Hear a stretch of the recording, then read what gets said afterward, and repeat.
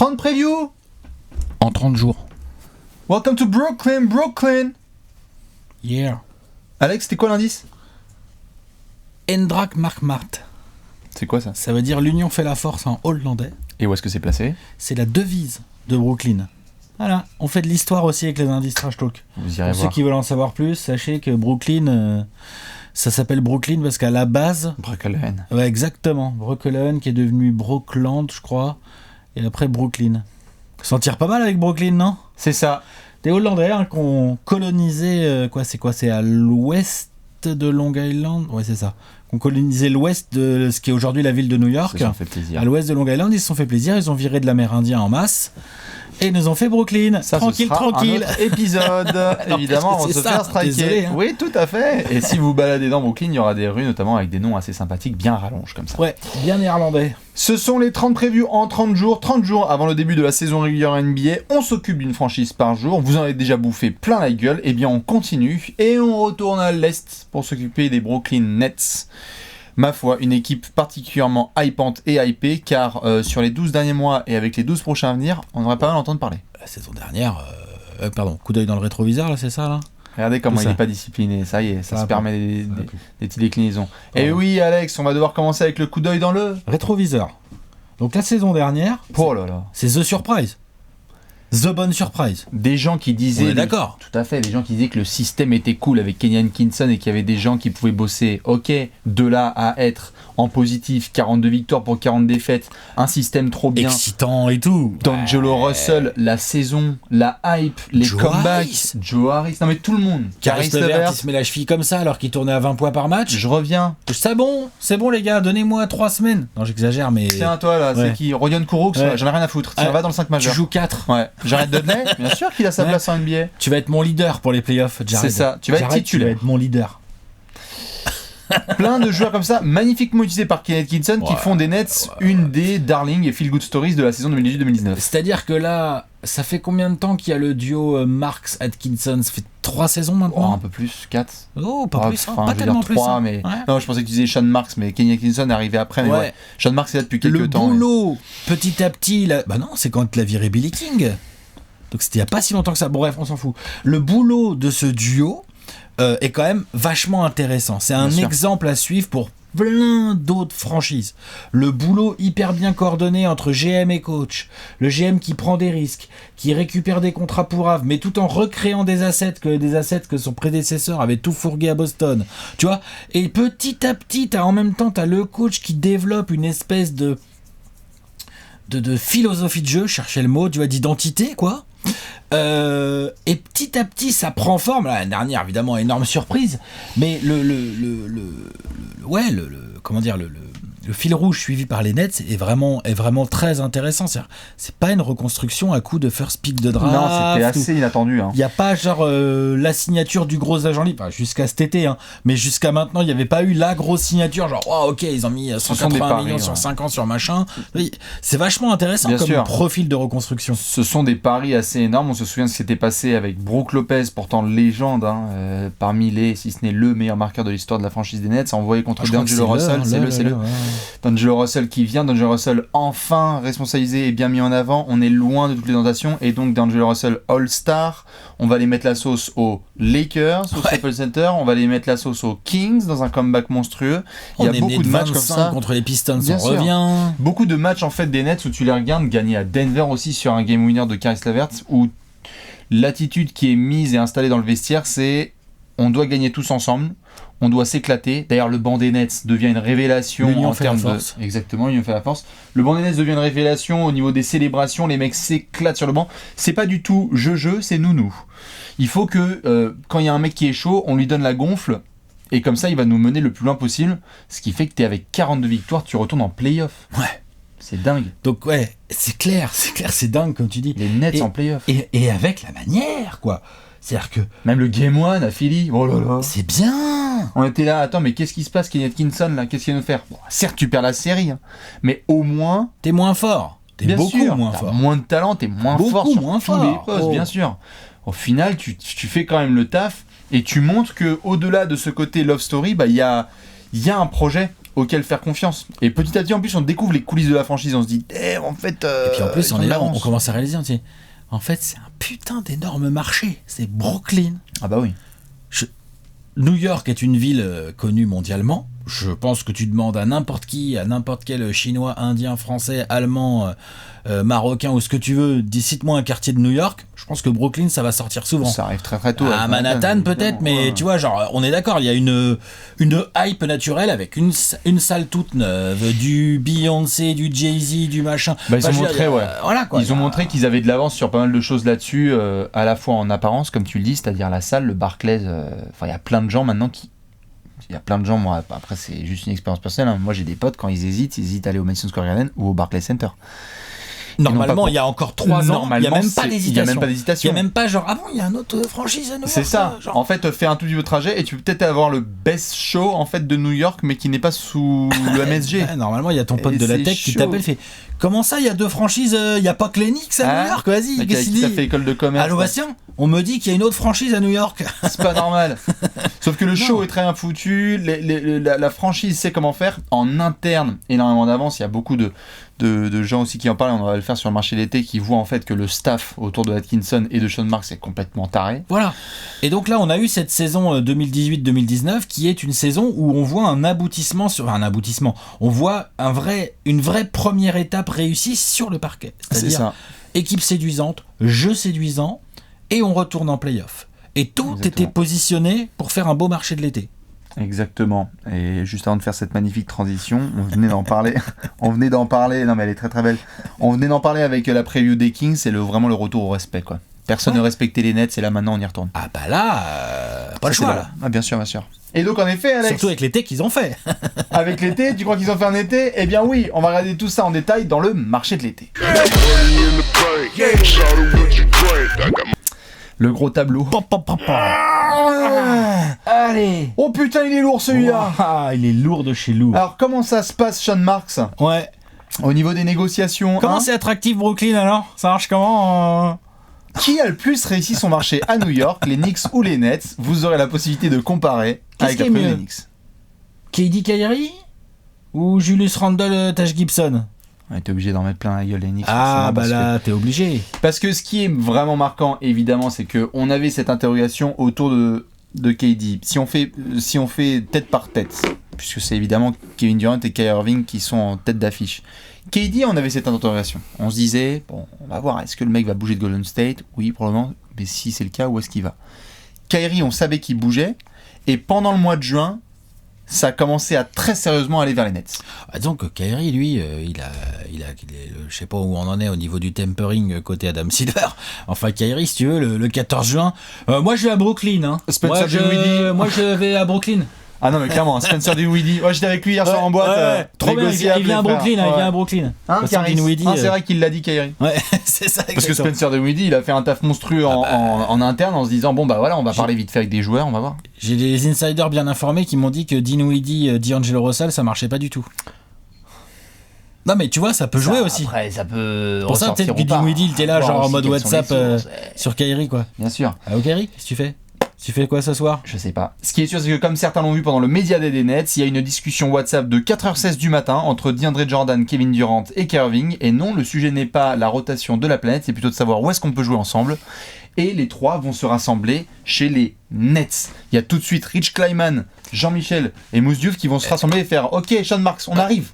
À 3. Et ce qui est intéressant, c'est que Sean Marks avait prévenu. Sean Marks avait dit on va attaquer fort, on va attaquer sur du lourd, bien sûr. le marché. Bah, ils avaient décapé Dwight Howard et tout, leur cap space était. Ils avaient de la place dans le cap space de ouf, et en plus de l'attractivité en termes de projets sportifs, de ville, de tout. Enfin, je veux dire, à un moment donné, tu peux jouer à New York, à Brooklyn, dans une salle toute neuve, dans un des plus gros marchés de la planète, et en plus sportivement, genre, en fait, il y a une équipe, il y a une team. Et ce qui est intéressant dans Sean Marks, c'est qu'il a pas lâché sa ligne de conduite, c'est-à-dire que quand on a commencé à comprendre que Kyrie allait venir, on était là en train de se dire Kyrie, ah ouais, il D'Angelo. associe Kyrie et D'Angelo, ah ouais, qu'est-ce qu'il fait, ah ouais, il pourrait avoir Kyrie puis essayer Kawhi, ah oui, Kyrie Butler, Tobias Harris, Jimmy Butler. ouais, voilà, c'est ça exactement et tout. Eh ben non, Kevin motherfucking Durant quoi. Bon alors il est blessé. Oui. Il est blessé. C'est dur pour les Nets parce qu'il est blessé, mais bon. Mais ils l'ont pris quand même, ils savaient qu'il était blessé. Hein, Bien tu vois, sûr, genre, il s'est tu pas fais le blessé pari. en route. Hein. Et c'est marrant ce que tu dis parce qu'en effet, il y a eu cette espèce d'accroche des fans des Nets avec D'Angelo parce qu'il a rendu amoureux beaucoup de fans des Nets là qui l'ont vu la saison dernière. Ils se sont dit, waouh, enfin le vilain petit canard des Lakers qui débarque chez nous, c'est solide, c'est safe. Ah, lui, il a et on posé développe des bien. statements lui aussi. Hein. Exactement, mais sauf que ça montre le culot de Sean Marks notamment et de son équipe qui font ah, on adore D'Angelo, mais là il y a une telle opportunité qu'on doit le lâcher. Et c'est notamment un trade. C'est un sign and trade. Tout à fait. C'est-à-dire que D'Angelo Russell, on l'a montré un À la demande des Warriors, hein, je pense que les Nets s'en foutaient, ils avaient le cap. Non, tout à fait. Mais ce qui est sûr, c'est que on va pas remontrer le grand tableau. Il y a des arrivées et des départs en tous les sens. Là, on va parler de Kyrie, KD et DeAndre. On va faire toutes les arrivées. Kyrie, KD, DeAndre. Taurean Prince, que Entre-temps, ouais, c'est quoi? C'est Atlanta. Alan Crabb? C'est Alan Crabb en face? C'est ça. Hein. C'était le C'est-à-dire trade. il vous dump. Il dump à Atlanta le gros contrat d'Alan Crabb qui avait encore 18 millions. Et le pick 17. Et un pic, mais en échange, ils se prennent un petit Taurean Prince qui est quand même un jeune, Bien ailier, intéressant et tout, quoi. Tout à fait. DeAndre Jordan, David Nwaba, Garrett Temple et Nicolas Sexton aussi à la draft. Claxton, Pardon. J'ai dit quoi? Sexton, t'as Ouais. dit. Non, c'est Claxton. Désolé, c'est les. Et un les petit Cavs Lance qui Thomas aussi en scred là. Ouais, tout à fait. Ça peut servir ce genre de joueur. Ce genre de joueur dans les rotations d'Atkinson, moi je dis il peut avoir des minutes et être efficace dedans. Il peut te servir. Oh, bah, moi je dis qu'il peut te servir. Mais bon, oui, non, c'est pas le transfert phare. Hein. Des arrivées, il y en a énormément, mais il y a aussi, et c'est ça qui peut être parfois troublant pour les fans qui se sont accrochés à leur Beaucoup équipe de dernière, énormément de Ah départs. bah tu perds ton franchise player, hein, Jared Dudley il s'en va. Direction les Lakers. D'Angelo, comme on l'a dit, il est dans le sign and trade. Tout Ronda à fait. Raptors. Ronda et Hollis Jefferson vers les Raptors. On a Ed Davis qui est parti à Utah. Desmarais Carroll, on en a parlé tout récemment, il est aux Spurs. Tout à fait. Shabazz Napier aussi qui s'est barré. Voilà. Très bonne graine. Donc là, il y a eu beaucoup de changements, mais il avait prévenu Sean Marks. Il avait dit on passe un step, on y va, c'est parti, on voit et on fait péter du lourd. Et personne ne lui De en la veut. star. Quand tu as l'opportunité d'avoir un mec comme Kyrie Irving déjà dans ton équipe, Kyrie Irving, tu le prends. Mais alors quand t'as Kyrie Irving et KD qui ont envie de jouer ensemble sous un coach qui veut les faire bosser, bah let's go. Ah bah grave. Et là, évidemment, t'es obligé de démanteler un peu l'effectif trop cool qui t'a amené jusque-là. Mais c'est le jeu. Ça va être un gros taf, hein, notamment pour Atkinson, dont on va parler là, tout de suite après dans le 5 majeur. Mais un des éléments dont on n'a pas trop parlé, c'était cette... Ce qui est marrant, c'est qu'il y a vraiment cette envie de jouer ensemble, de copain-copinage, quoi. Kyrie, KD et tout. On aura peut-être l'occasion d'en parler. Après... Les mecs, ils ont besoin d'un endroit où s'amuser, ils y vont. Je dis pas que c'est juste s'amuser sans de loisirs, mais c'est important de noter que quand même Kyrie et KD avaient discuté ensemble pour enfin prendre le plaisir chacun de pouvoir diriger l'équipe ensemble. Ouais, après, je pense que moi là où je trouve ça vachement intéressant, c'est que Kyrie sort quand même d'une saison compliquée avec les Celtics. Il a été tancé par les médias, ils se sont fait déboîter par les Bucks en playoff, enfin tu vois. Donc il a Kyrie quelque part, même si dans l'absolu son talent n'est plus à prouver, en tant que joueur, leader et tout, il a des choses à prouver. Ouais. À Brooklyn, j'imagine que ça a été dans les discussions et qu'il y a eu des discussions avec Atkinson ou qu'elles ont lieu au moment même où on parle et tout, en mode genre voilà ce que j'attends de toi Kyrie, quoi. Je sais que t'es une star mais moi le patron c'est moi. Parce qu'Atkinson, tu vois, voilà. Et ensuite, il y a le côté KD, quand il signe à Brooklyn, il sait qu'il jouera pas pendant un an, ou enfin pendant combien de temps. Ouais. Donc j'aime bien le côté... Ils sont déjà en train de se projeter, en fait, ces mecs-là. Tout à fait. Ils sont déjà sur 3-4 ans, quoi. Mais ils l'ont dit de façon... Ça, c'est bien. Évidemment, et ils l'ont dit pendant le Media Day, ils se sont dit, bon bah les gars, en même temps, on est là pour construire sur la durée. Après, on sait ce qui se dit pendant les Media Day et ce qui se passe par la suite. Mais quand tu vois Kyrie qui le répète et qui l'assène que Boston ce n'était pas son choix, il a été transféré, même si c'était parmi ses choix, mais ce n'était pas sa vraie grosse décision de free agent. Et KD qui, même s'il a fait son choix à Golden State, ne s'est jamais trop senti intégré et respecté, aimé en tant que trompa. Bah là, tu sens que les mecs, tu sais, hein. Pleurer là. Mais ils ont vécu Rio 2016, si je dis pas de bêtises, ensemble notamment, DeAndre, Kyrie, KD. Ils ont fait, je crois, la Team US ensemble. Et il y a quelque chose qui s'est passé en termes de vision du basket où ils veulent s'éclater à la fois, que ce soit compétitif tout en se respectant, quoi. Donc à voir ce que ça va donner. Dans un gros marché et tout ça. Dans un gros marché, mais c'est ça, vrai que c'est Brooklyn clair. offre beaucoup coche beaucoup de cases. Hein. Oh là là, énormément. Mais il y en aura une à Atkinson à cocher. Ouais. C'est l'ami Kenny Atkinson en effet qui va devoir nous concocter un petit 5 majeur et de rotation. Allez, on va regarder ça tout de suite dans le 5 majeur.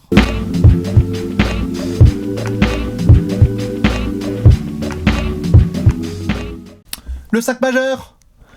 Un meneur, un arrière, un ailier fort et un pivot. 5 joueurs à mettre à l'entre-deux sur le parquet. Le magnifique parquet gris du Barclays Center. Première salle à afficher un parquet un peu différent. Je sais pas si je le trouve magnifique, moi je le perso, trouve très joli. Et peut-être je vais m'habituer. Très. Eh ben écoute, faut régler le contraste de la téloche. Peut-être que ça va le faire. T'es catholique, hein, tu sais. Je sais. L'écran catholique, ça prend de la place. Ouais, ça prend beaucoup de place. Kenny Atkinson qui va donc devoir nous mettre à 5 majeurs. Comme on l'a dit, beaucoup de changements. Il y a quand même des verrous. Et il y en a quelques-uns hein, pour moi. Et honnêtement, quand on voit comment ça a communiqué du côté des Nets depuis quelques semaines, bah moi j'en ai 5. Ouais, moi j'ai l'impression que j'ai 5 verrous aussi. Est-ce que c'est les mêmes ? Oh oui. Bon, Kyrie à la main, je pense que voilà. Pour ceux qui l'ont pas vu, on a communiqué dessus sur Twitter.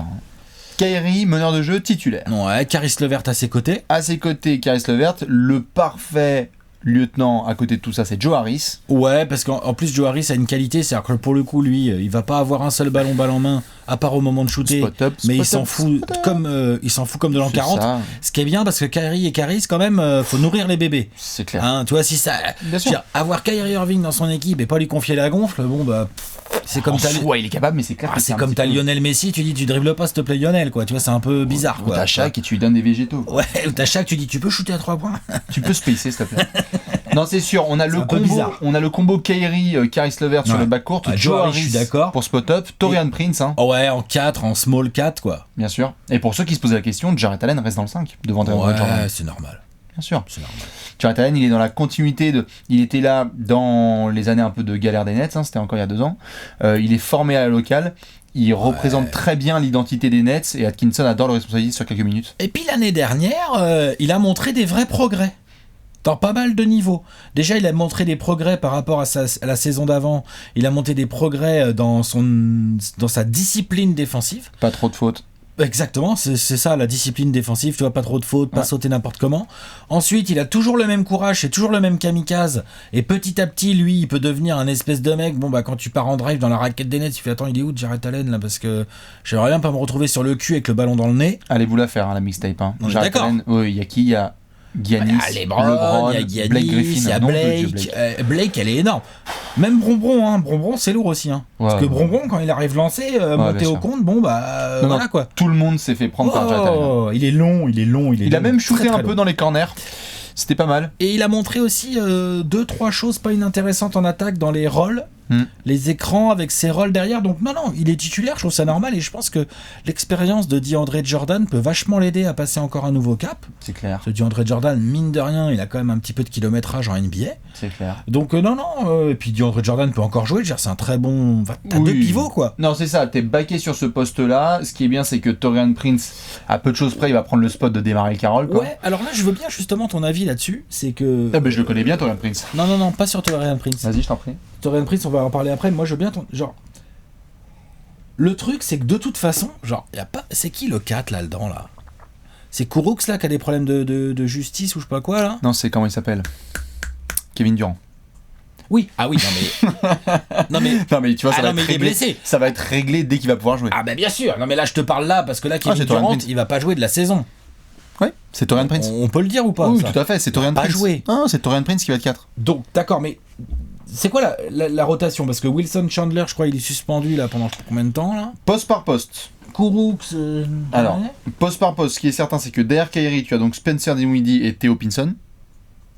Ah, tu le mets en meneur, Pinson, toi ? Bah, tu peux le mettre en 1 ou en 2, enfin, tu vois. Mais de toute façon, Dinwiddie... Bon, allez, allons-y. Enfin, de toute façon, Dinwiddie est un combo. C'est un combo, et puis il peut jouer des grosses minutes. Il peut jouer 2, il peut jouer 1, il n'y a pas de souci. Je suis d'accord. C'est juste que tu as Garrett Temple derrière Caris Levert. Ouais. Nwaba, t'en fais quoi ? Plutôt en 3, parce que c'est Moussa qui va être en 2. Ah, Moussa, tu le mets en 2 ? Tu peux le faire 2, 3. Après, c'est, tu sais, on est en 2020. Hein, exter. On va le mettre en exter. Rotation exter, t'as Levert et Aristitu. Et derrière, t'as du Temple, du Nwaba, du Moussa, du Dinwiddie, du derrière Kyrie. Parce que Dinwiddie peut jouer 2. En bout de banc, il y a Lance Thomas en 3. Non, c'est un 3, Lance Thomas, c'est quoi ? Ouais, c'est un 3, mais je pense que Lance Thomas, il va avoir moi, je pense qu'il a joué, moi, parce que derrière Taurean Prince, il n'y a rien. Bah, derrière Taurean Prince, il y a Rodion Kourouks. Il a des problèmes, là, je crois. Il faudrait vérifier, mais je crois qu'il a des petits problèmes. Comme Monsieur Wilson Chandler. Il est suspendu aussi. Et DeAndre Jordan et Jarrett Allen, il n'y en a aucun des deux qui va jouer 4. Ça va pas se baisser, c'est sûr. Non, mais je pense qu'en soi, ils peuvent faire des petits 5 parfois Enfin, souvent ils vont devoir faire avec ouais, Torian pas chaud. Prince, mais quand Rodion Kurucs il est là, il n'y a pas de souci. Ils ont 2, 4. Je veux dire, Moyen. Oui, bien sûr, mais bon, quelque part, l'année dernière, ils ont démarré Carroll et Jared Dudley. Non, mais tout à fait. Et dans le système de Kenny Atkinson, cette espèce de 4 fuyant qui fait les tâches de l'ombre, il adore ça. Dudley, il jouait 4 l'année dernière avec Desmarais Carroll et Rodion Kurucs. Donc ce taf-là, je pense que derrière le 4. Mais évidemment, tout ça part aux chiottes une fois que KD revient l'année prochaine et que là, t'as KD, Kyrie, Levert, Joe Harris et Jared Allen. C'est pas mal comme ça. Ça joue au basket. Peut être Joe Harris ou Torian Prince, hein, C'est ça. en 3. En tout cas, on settle le débat comme on l'avait commencé là. DeAndre n'est pas titulaire. Non, je pense pas. Je pense qu'Atkinson est clairement du genre à avoir tenu un discours à DeAndre. Il aura ses minutes, DeAndre Jordan. Genre, limite, je serais pas surpris qu'on tourne autour de 24 chacun, en fait. Potentiellement, ouais. Tout à fait. Ou, allez, 26, 22, tu vois, genre. Ça. C'est possible, ça, hein. Ouais. Mais le titulaire, ça va être Jarrett Allen, ouais. Parce que c'est lui qu'il faut développer. Je suis d'accord. Après, il y a une plus grosse question. Et alors là, on peut en débattre gentiment. Ça, c'est le 5 à l'entre-deux. Comment ça se passe en fin de match? Parce que t'es content, t'adores Joe Harris, mais Spencer, il est là dans le Money Time. Donc est-ce que t'as une traction Spencer Dinwiddie, Kyrie Irving, Caris LeVert, Joe Harris et Jarrett Allen?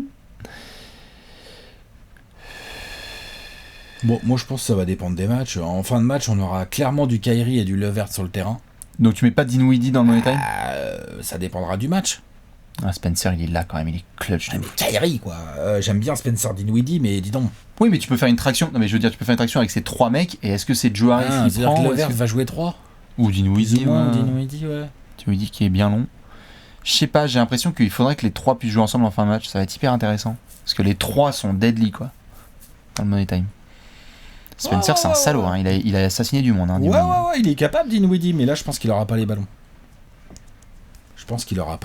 Bah, ils vont être intelligents, comme tu l'as dit. Ils vont se passer la gonfle quand il y en a un qui est chaud. J'espère. Mais les fins de match vont être hyper intéressantes, là. Et on en parlera après dans un gros sujet, mais Spencer, ils l'ont prolongé. C'est pas pour qu'il regarde le Money Time. Caris LeVert, ils veulent le développer à fond avec Kyrie. Voir comment tu joues avec cette espèce de triplette un peu petite, quoi. Ouais, tu peux. Tu peux. Mais il te faut, voilà, le bon 4 et le bon 5 qui vont avec. Ouais, bah. Parce que tu vois, avec ce trio-là, Kevin Durant, ça t'as serait KD bien en dans ces 5. cas-là. Hein. t'as KD en 5 et tu space ta race. Et alors là, pour aller défendre là-dessus, frère. Faudra surveiller les Money Time. Surtout KD avec les nouvelles tailles qui sont sorties, ça y est, c'est officiel. Hein. Ah, faut arrêter avec ça. Attends, Il fait 2m13. ça me saoule cette histoire-là. Putain, ah, vraiment, c'est très différent. Hein. Depuis qu'on sait qu'il fait 2m11. Comment il va faire Draymond Green en fait pour défendre maintenant qu'on sait qu'il fait que 1m95 92. Je fais la taille de Draymond. Non. Si. Non, je crois que c'est Ah 95 non, qui est sorti. Trae Young fait la même taille que 6'5", Draymond ils ont dit. Green. Ils ont dit 6'5". C'est n'importe quoi. Arrêtez avec ces histoires de taille. On aime beaucoup vos commentaires. Moi, j'aime beaucoup. Mais c'est pas parce cool, que. en même temps, c'est intéressant. Non, Moi, mais- j'aime bien regarder les tailles des mecs et tout. Totalement à chier, mais en tout cas, j'accepte. C'est un critère comme un autre. Et bien, en tous les cas, Torian Prince sera 4. Voilà, en tout cas, sur les rotations, on est à peu près d'accord. Donc, Kyrie, LeVert, Harris, Torian Prince, Jarrett Allen, ça démarre dans le quintet dès le tip-off de la saison. Oui. Je suis Et on d'accord. verra Je suis ce que ça d'accord. va je suis donner d'accord, par la je suis suite. d'accord. Du coup, t'as quand même une saison à gérer. Et ça mène à des grosses questions. T'es chaud? Allez. On va parler de tout ça dans la question de la mort.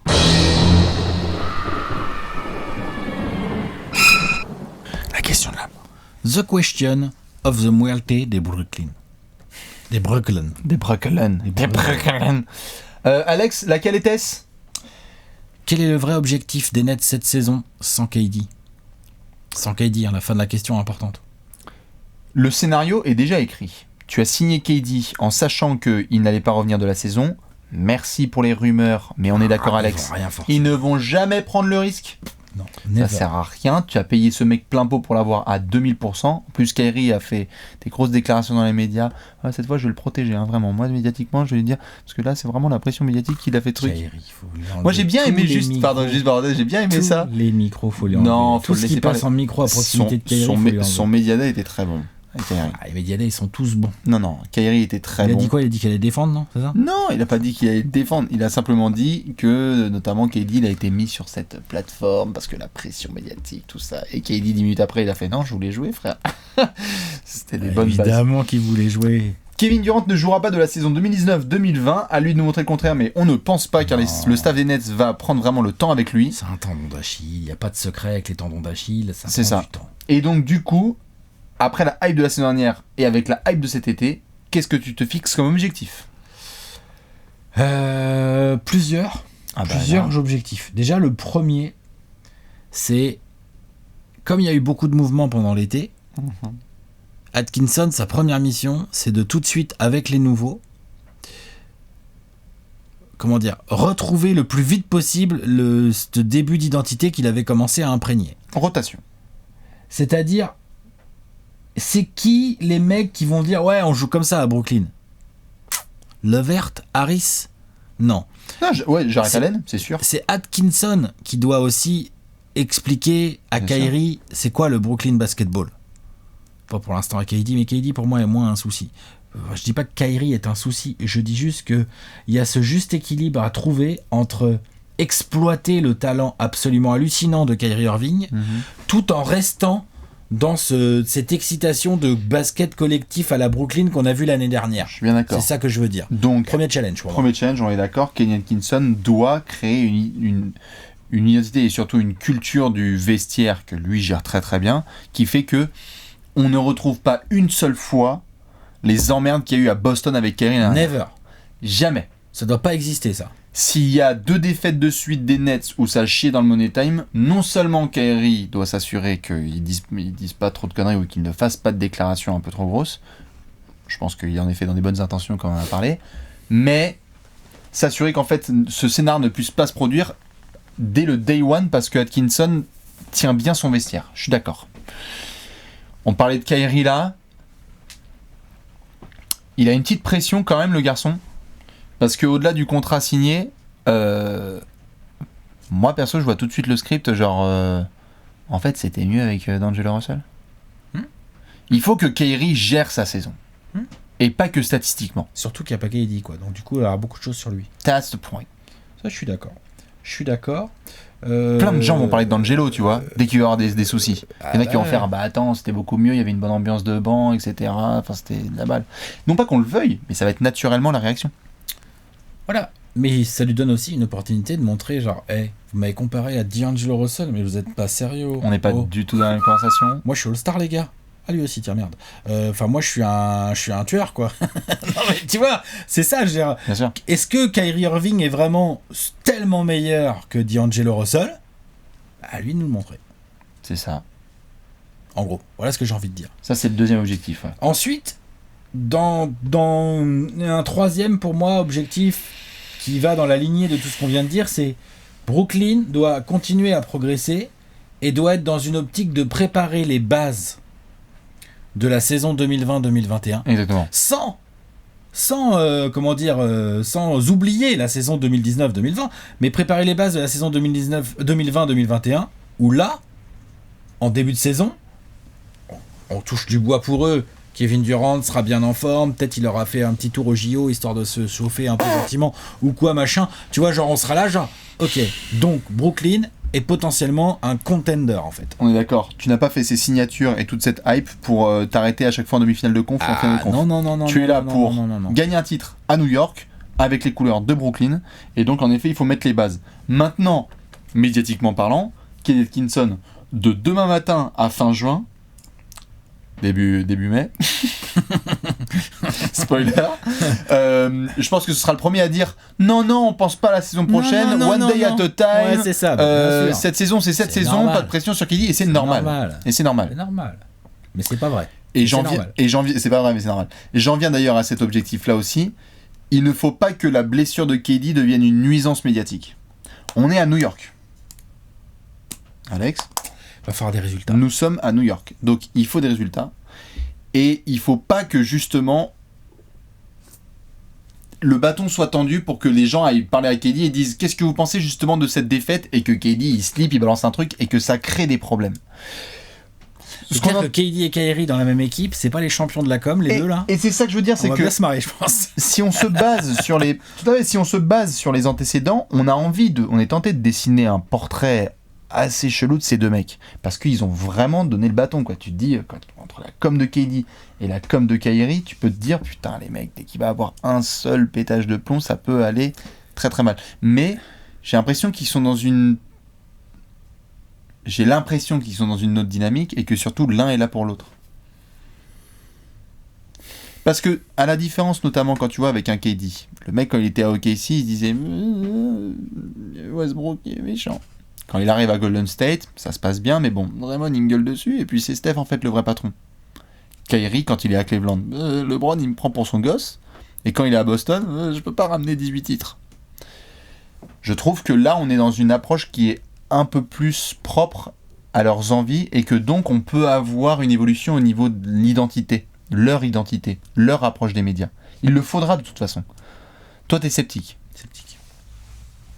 Parce que quand on fait les objectifs, t'es obligé de faire ça. Un truc auquel je veux bien croire, c'est que là, on va voir cette saison comment elle va se goupiller, et tu mets le tapis pour 2020-2021. Je veux bien croire à... On verra dans quel état de forme il est quand il revient, mais je veux bien croire à une équipe qui s'est bien préparée, et à un Kyrie qui se fond dans un rôle de lieutenant de KD, parce que Kyrie est le lieutenant de KD, pour moi. Ouais. Sauf... Si KD revient vraiment pas aussi bien que ce qu'on voudrait de sa blessure, faut se méfier, il a 31 ans, le tendon d'Achille, c'est quand même pas gagné. Mais dans l'absolu, un KD, même un poil moins athlétique que ce qu'il est aujourd'hui à cause de son tendon, ok ? Bah, c'est un putain de franchise player d'équipe qui peut jouer le titre. Surtout avec un Kyrie Irving en lieutenant et des soldats autour et un bon coach, tu vois ? Je suis d'accord. Donc il est là l'objectif de Brooklyn. Et ça, il se prépare dès cette année, en fait. Genre, il y a plein de joueurs, genre tu me parlais de Dinwiddie, il faut qu'il soit content. Tu me parlais de Caris Levert, il va falloir qu'il soit content. Oui. Tu me parlais de Joe Harris. Bon, Taurean Prince et Joe Harris, ça va être un peu plus facile à contenter, mais tu vois, il y a tout un équilibre à trouver. Et je trouve que cette année, ça fait partie des objectifs. J'ai un dernier souci. Encore un, il y a des soucis dans cette prévue. Non, c'est pas un souci, ce sont des objectifs. Ah, vas-y. Là, tu disais que l'identité qui avait été mise par Atkinson, c'est teamwork, basketball, on se bat les uns pour les autres, etc. La hype apportée par KD et par Kyrie en tant qu'individu fait que notamment tu as toutes ces projections offensives où tu te dis waouh, Caris LeVert, Spencer Dinwiddie, Kyrie Irving, KD, enfin le potentiel est quasi illimité. Est-ce que tu peux créer une identité défensive, et si oui, autour de qui ? Parce que quand tu regardes l'élite de l'Est, il y a des mecs qui sont là, des vrais guerriers qui notamment défendent leur propre peinture. Non, je suis d'accord avec ce que tu viens de dire, il y a des guerriers qui défendent leur propre peinture. Je pense que Brooklyn va se trouver une autre identité. Une identité d'équipe qui joue un putain de basketball trop cool à regarder. C'est l'objectif d'Atkinson, il s'en est jamais cassé. Alors ça, tout à fait. Ça a jamais trop défendu, depuis qu'il y a Atkinson, c'est pas terrible en défense. Bien sûr, mais... Enfin, c'est pas ouf, quoi. Après, il a peut-être jamais eu le personnel. Par contre, la NBA est formelle là-dessus. Quand tu veux passer un cap, faut que tu deviennes aussi un lockdown défensif. Faut que tu sois capable de défendre. Voilà. Je dis pas que tu dois être avec Taurean Prince, Kevin Durant, Jarrett Allen sur un parquet. Cette saison, tu poses les bases. Tu regardes qui va être dans quel rôle et tu essaies de te projeter, ou comment t'intégreras KD après et qui sautera avec l'intégration de KD. Il y a un travail. On est en préparation d'un plan sur 2-3 ans. Oui, c'est ça. On fait les Nets et c'est la première saison du plan, c'est cette année. C'est pour ça que je parlais de défense, parce qu'offensivement, personne n'a de doute. Enfin, je veux dire, quand tu vois des mecs aussi forts arriver, tu sais qu'ils vont cartonner. Mais défensivement, moi je vais garder l'œil là-dessus, parce que honnêtement, Brooklyn, s'ils sont middle of the pack défensivement... ça dépend. S'ils sont middle of the pack défensivement, mais qu'ils sont top 3 attaques, ça va en fait. Jusqu'au 12 avril, ça va, et peut-être que par la suite, ça va commencer à être un peu tendu. Ouais, d'accord, mais ça va quand même. T'as aussi l'inverse, t'as des équipes qui défendent très bien, mais qui sont un peu middle en attaque, et elles vont pas plus loin non plus. Sauf que les objectifs de Brooklyn, c'est pas d'aller très loin non plus. Voilà. C'est d'aller essayer de chercher notamment le Laurie Brian. Alors faut qu'il dise. Et surtout, un dernier objectif, un dernier quand même, tu fais pas un tour de playoff où tu perds 4-1, sinon là pareil, les punchlines sur l'année dernière on a fait beaucoup mieux.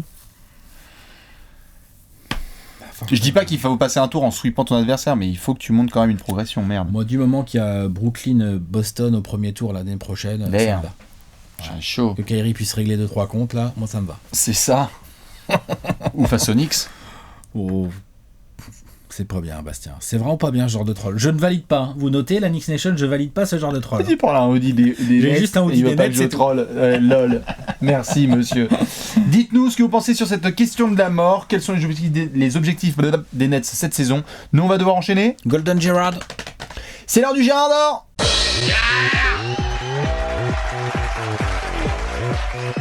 Le Gérard d'or, le Gérard d'or. Alex, backflip, Brooklyn, c'est bien. Propreté. Hop. Et ça se permet. Double propreté. Et ça se permet.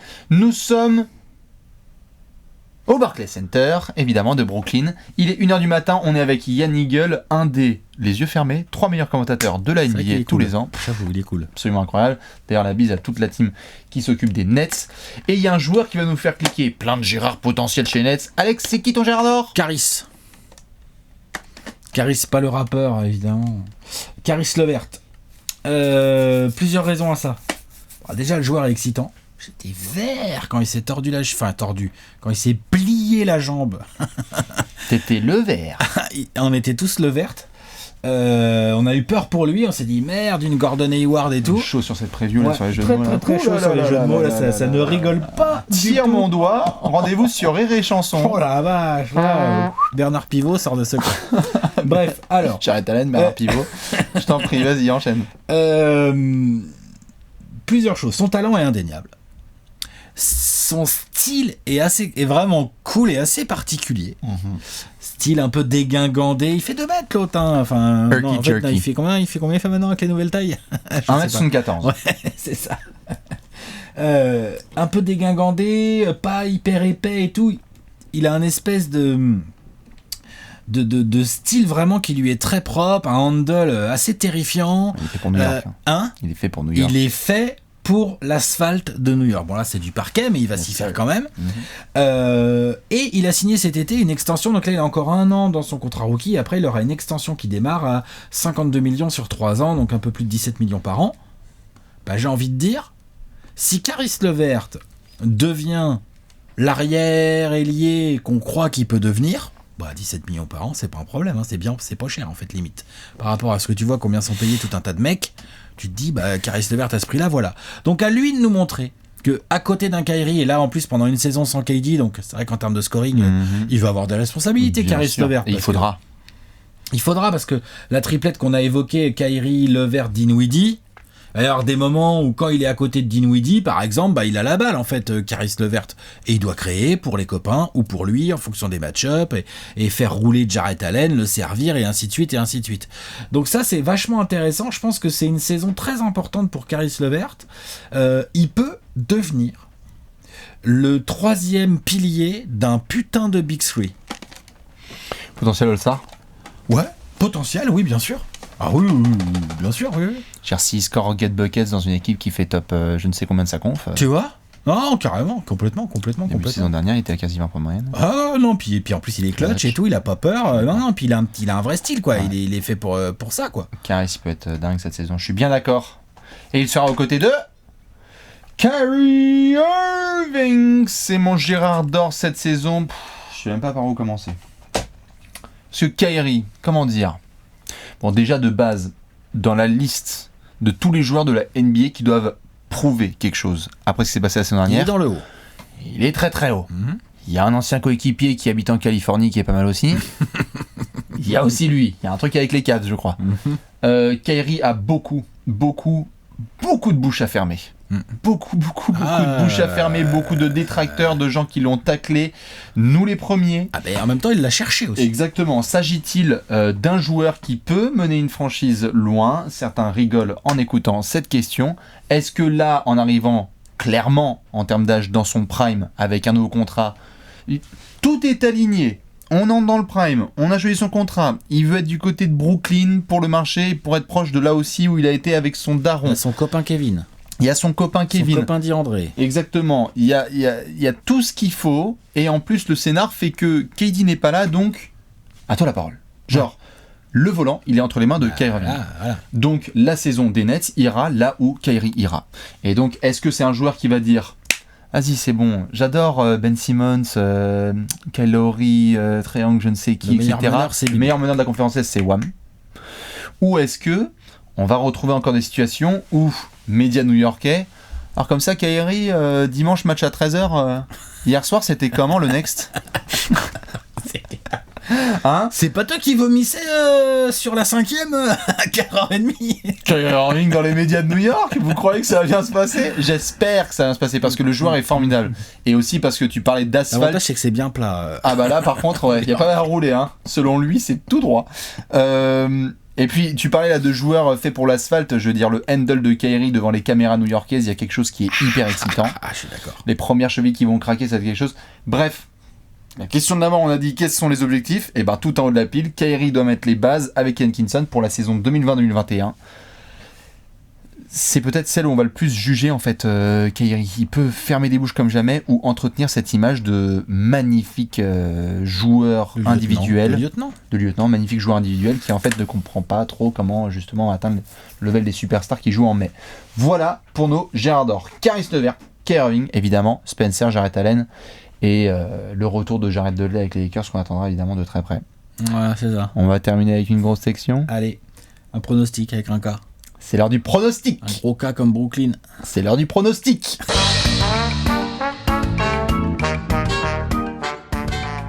Pronostic time.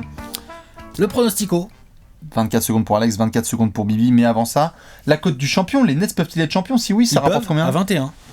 Hein? 21 la cote. 21. Un 2 et un 1. 21? Ouais. Ok. Bon. On va la laisser. Ouais. Enfin, c'est ouais. Je suis surpris quoi. C'est une cote vraiment meilleure que celle d'autres équipes qu'on a faites avant. Je le trouve vraiment surprenante. La conférence Est. Oui, mais on parle de cote pour le titre. Donc après, enfin, je sais pas. C'est palier par palier, va. Ouais, je me doute qu'il y a un truc de calcul d'algorithme comme ça, mais quand même, 21, je trouve ça vachement faible. Enfin, vachement élevé, enfin, vous m'avez compris. Eh ben, dites-nous la Nets Nation ce que vous en pensez. En tout cas, ce qui est sûr, c'est qu'Alex, tu vas devoir te préparer. T'es chaud? 24 secondes pour donner le pronostic des Nets cette saison. 3-2-1. Qui se va en ordre? Je leur donne 44 victoires cette saison. C'est 2 de plus que la saison dernière. J'en donne pas plus que ça. Parce que je pense qu'il y a eu beaucoup de changements dans le roster. Il n'y a pas KD. Atkinson a beaucoup de choses à remettre en route. Si Kyrie va être fort et tout, bien sûr, hein, l'équipe va bien jouer. Mais il y a un truc à mettre en route. L'Est, il y a quand même des équipes très sérieuses que je mets au-dessus, en fait. Donc je leur mets 44 wins et je les mets 5e. Je crois que ça fait 5e de l'Est chez moi. Très bien. Voilà. Magnifique. Et en plus, t'étais dans les temps. Playoff, hein, bien évidemment. Hein. Eh ben, magnifique, ça. Eh ben, bravo. Eh ben, écoute, je vais essayer de faire aussi bien. 3-2-1. Top. 48 victoires pour les Nets cette saison. Attention, vous allez voir dans mon tableau, c'est très, très, très haut. Dans la conférence Est, disons qu'il y a 2 équipes que j'aime bien. Et ensuite, je crois que je les mets 3e de la conférence Est. Il y a beaucoup trop de talent offensif dans cette équipe pour que ça puisse en chier. Je pense qu'ils vont trouver rapidement leur alchimie. Très hâte de voir le trio Dinwiddie, Levert, Kyrie. Je pense que ça peut être létal en termes de création, ball handling et scoring. Donc voilà, confiance en Kenny Atkinson, confiance en ce projet. Et donc ça mène à une saison encore meilleure que la précédente. Ouais, donc toi tu vois une transition plus rapide que moi. Ouais. Ok. Après, d'ailleurs, je le mets pas dans mon pronostic, mais ça c'est la saison régulière. Il peut y avoir aussi des jolies surprises en playoff. Des négatives, hein. C'est-à-dire que tu as fait une saison régulière bien, etc. Mais après, au premier tour, Ça dépend qui tu joues, quoi. ça dépend qui tu joues. Ça dépend de plein de choses. Il y a des joueurs et des équipes qui seront bien placés. L'over-under, c'est 45,5. Donc je suis un peu en dessous, t'es un peu au-dessus. T'as mis combien, 44 toi? Ouais, il est pas trop mal taillé, hein, 45,5. 48, ouais, c'est ça. Ouais. Voilà, celui-là, il est bien taillé. Il est mieux taillé que la cote pour le titre, je trouve. Voilà. D'ailleurs, on va voir ce que ça donnera avec l'ami d'Andre Jordan en backup qui fera son boulot. On en a parlé un peu, mais lui, il va être intéressant aussi à regarder. Ah, on va montrer le gros tableau. Allez. Boum. Le gros tableau made by Léons. La conférence S se remplit petit à petit. Petit à petit. Et oui, tu les as mis combien toi les Nets? 5e. Est-ce que vous les mettez un peu plus haut ou plus bas? Est-ce qu'ils ont l'avantage du terrain en premier tour de playoff ou non? Dites-nous. Demain, on se retrouve pour une nouvelle preview, car ce sont les 30 previews en 30 jours. C'est bientôt la reprise de la NBA. Alex, c'est quoi ton indice? On en met sur les pizzas.